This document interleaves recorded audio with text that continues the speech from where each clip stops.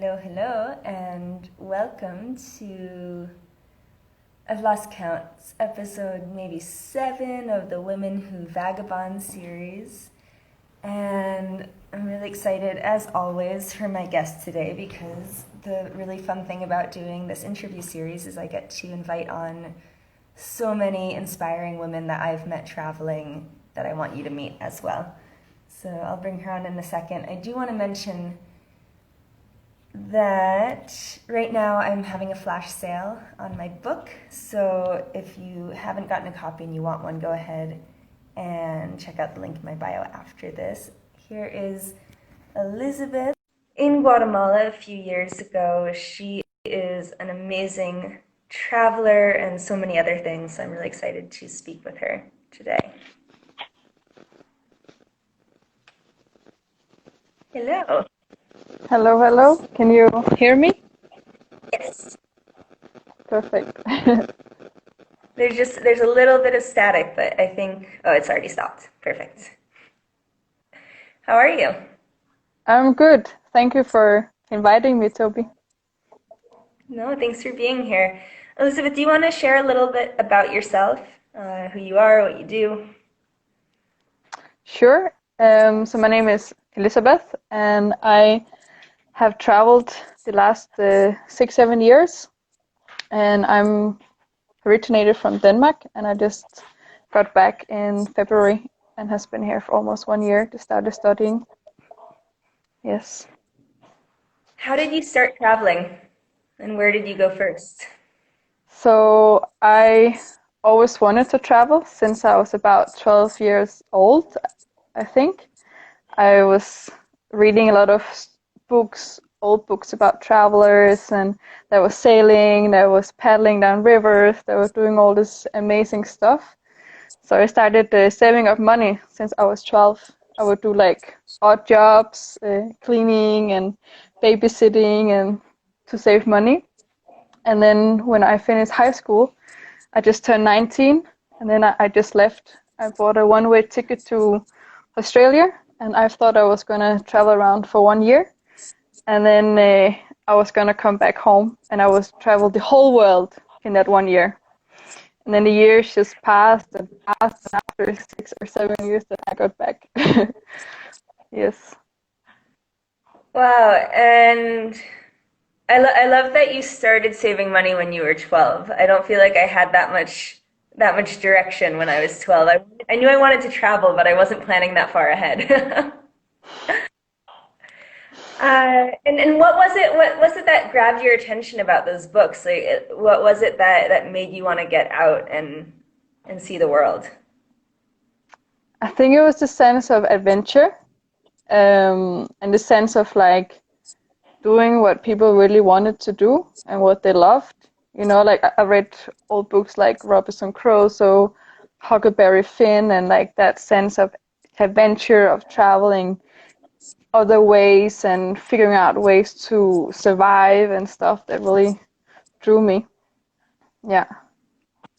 Yeah, I resonate a lot with that. I think my wanderlust also started with books, with like fiction and literature and reading about other people's adventures and wanting to have my own. And sailing has been a big part of your adventures, right? Yes. I think when I met you, that was like one of the things that really inspired me about your travels is that you were partially traveling by sea, which is something I've always wanted to do and still is on my list. Was that something you learned while traveling, or that's something you grew up doing? Like I have always been attracted to the ocean and old tales about pirates and that sort. But I was always very fearful of sailing and the sea. And then when I first started in Australia, spent 1 year there, and then I went for Fiji for a short while, and then after that I went to New Zealand, where I traveled around to all these alternative festivals, and there I met this group of people who had sailed from Panama to there, and they had shared like music on the way and theater, and like they were all travelers without that much money. and they sail in a very different way where they try to connect with the local people and and they called themselves the alternative sailing community. And it sounded like this dream world, like this from my books that I read when I was so young. So I really felt attracted to their vibe. They wanted to create this fleet and they wanted to sail to Indonesia from there. And I then joined them in the north, and there was about 5 boats they were fixing. And we were about 60 people there at this time, squatting in this huge warehouse. And we were dumpster diving for food and finding things to recycle, to fix things for the boats. And we made like big circus show to raise money, to buy things that we could not recycle. And that was just amazing. It was really, really amazing. And then since then I've been like attracted to that. And then I was a little scared, so I didn't go with them. But then 1 year after, I went to that same place where we started, and then I found another boat and people that wanted to follow that vision of the original caravan. And then we fixed the boat, and then we like sailed with that same vision of sharing music and laughter and workshops and interacting with the local communities. Then, it sounds like such a dream, like a travel adventure dream. Yes. What's for you? Because you've been involved in some like circus communities and circus arts. What's the connection there between traveling and circus for you? Like, I think I really quickly realized that I cannot just travel as a normal tourist, like to go around and take pictures and to be entertained in that sense. So I was trying to find ways that I could travel with a different purpose. So either volunteering, getting to know people, or I worked a lot in like festivals, which was also kind of a way to make a network to interact. Or then came this thing of circus and music and traveling with art as a really quick way to then travel and then be able to interact with the locals. Like the latest project I did was in the Amazon River. We were about 23 of us that created this caravan. We called it the Caravana Barco Iris Amazonas. And our vision was to row down the Amazon River from the border of Brazil, Colombia, Peru, where we got all the boats ready. We had 4 rowing boats with roofs and everything.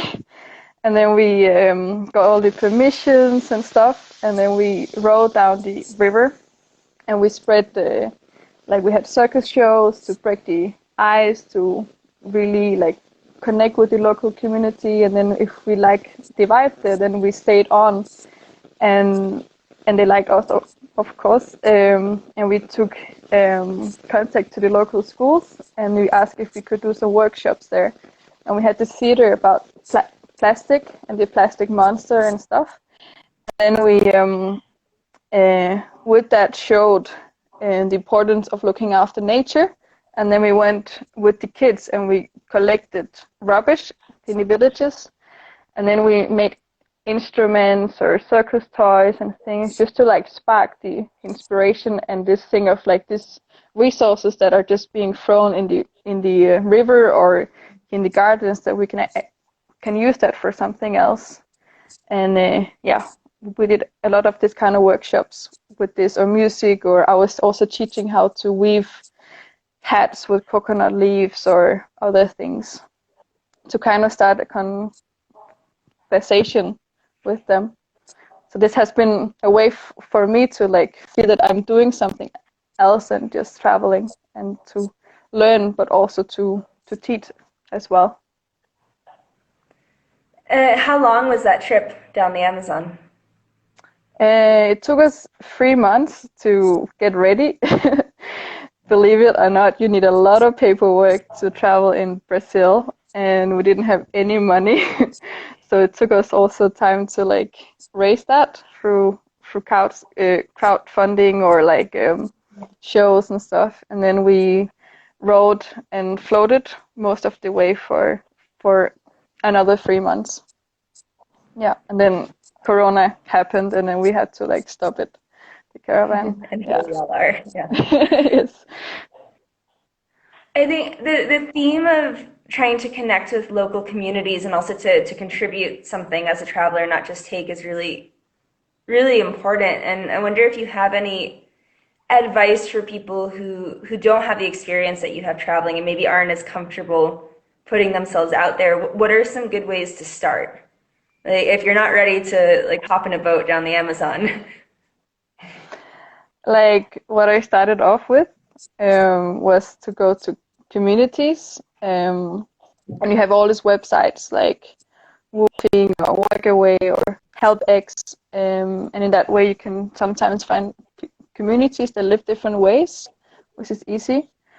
Or I started going to a lot of festivals, so like I use that as a way to get to know people, to network. So I go to new country where I didn't know nobody, and I find like what kind of festival do I like, and I'm more into arts and crafts and world music and psytrance and everything like that. So I would go to festivals like that with this alternative culture, and there I will meet people either that lives there or that travels, and then I would often go to visit people, or I would travel with others, and a lot of movements comes out of this, like this alternative sailing community that I was sharing with you came from Cosmic Convergence Festival 6 or 7 years ago, the festival where we met, Toby, and that came out of networking, and people getting together and talked about, can we travel in different ways? So I often find that these places are a place to like start to try to find people that do similar things. Or you have rainbow gatherings, which were the caravan down the Amazon kind of came from. Was that there was so for you that don't know about rainbow gatherings, is this meeting points that are around the world that moves around.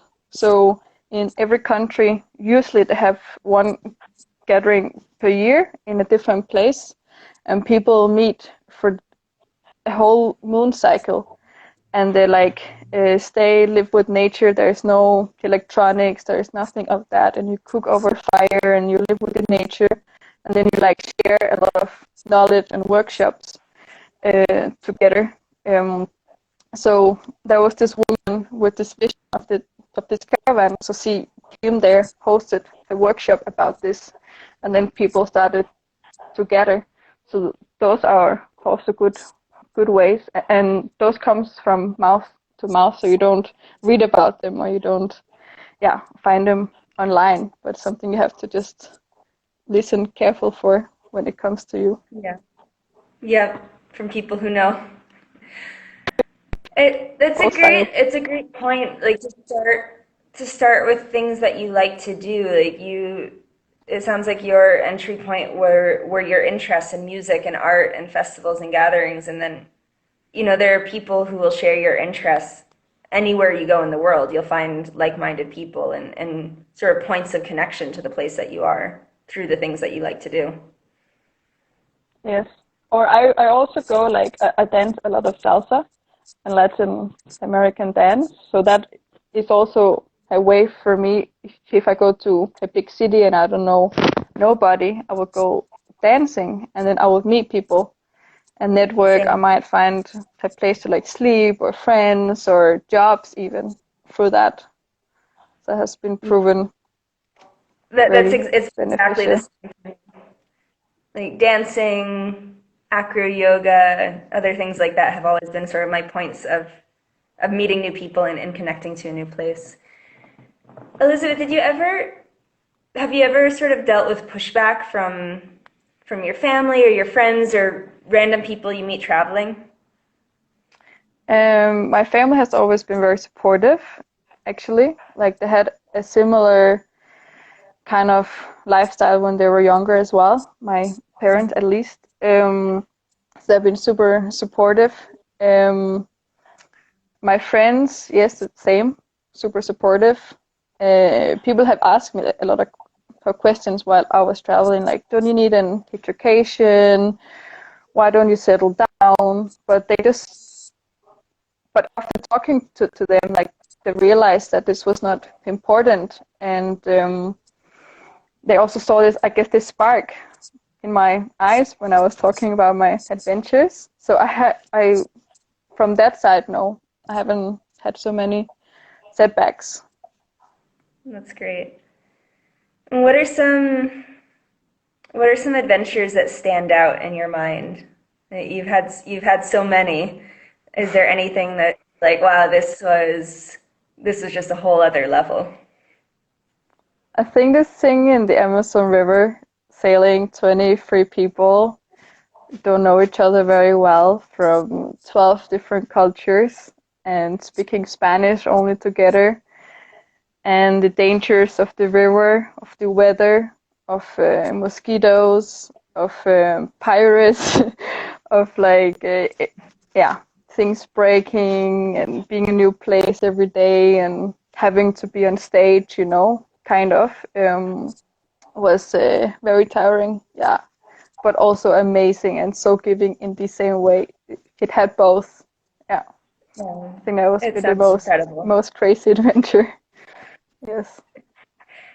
And a question for people who want to know, including myself, is the alternative sailing community still something that's sort of in action, or has that Yes. been paused with the pandemic? I mean, right now with the current situation, it's paused. But I feel like it's been around for 7 years now, and I know that there is a boat or two boats in Guatemala. There is in Mexico. There is one forming here in Denmark that I know of, like starting, and there's some in Indonesia and one in Vanuatu, and so there are like different places. But it is, at the moment, I feel it's a bit standstill. Like, it's not so active that it was in the very beginning when they made this fleet and they crossed the ocean and everything. But the inspiration is there, and whoever feels to like travel in similar ways can just do it and can find inspiration on our website. Great. And the question I'm closing with all of these live chats is, if you have any advice for someone who is looking to travel or looking to have new adventures and is either afraid to start or doesn't know where to start, what would you tell them?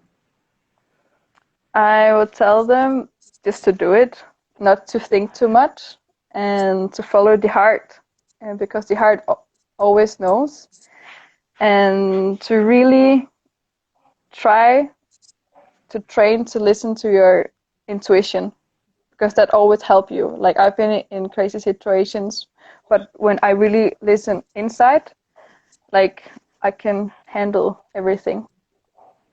Yeah, that's what I want to tell. Wonderful.